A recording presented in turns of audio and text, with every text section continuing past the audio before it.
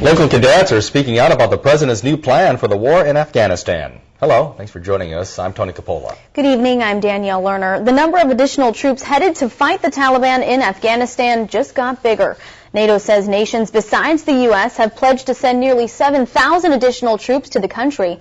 They'll serve alongside the 30,000 more U.S. troops ordered by President Obama last week.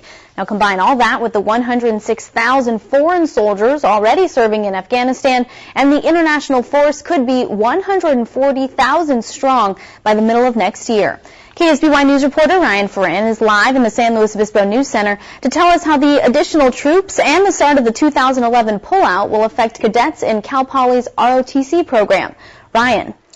Danielle, the cadets currently enrolled in Cal Poly's ROTC program likely won't be ready for deployment until about the time of the expected pullout, but that doesn't mean they won't go overseas.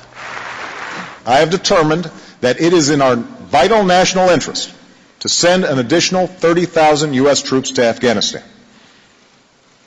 After 18 months, our troops will begin to come home. By that time, most of the current cadets in Cal Poly's ROTC program won't be ready for deployment. When they graduate, they'll have 6 to 9 months of training after graduation. So say somebody graduates in June of 2010, not till the spring of 2011 would they be ready to deploy. But Major Samuel Calkins, who is a professor of military science at Cal Poly, says even with that, the chances are still pretty high that his current cadets will serve overseas. Of course, we're going to have to wait and see, but in 2011, July, I think we're still going to have sizable forces there. They're going to start pulling back, but they're not going to be gone. Matt Nichols, a senior in the program, says he won't be graduating until next December and feels he likely won't be going to Afghanistan.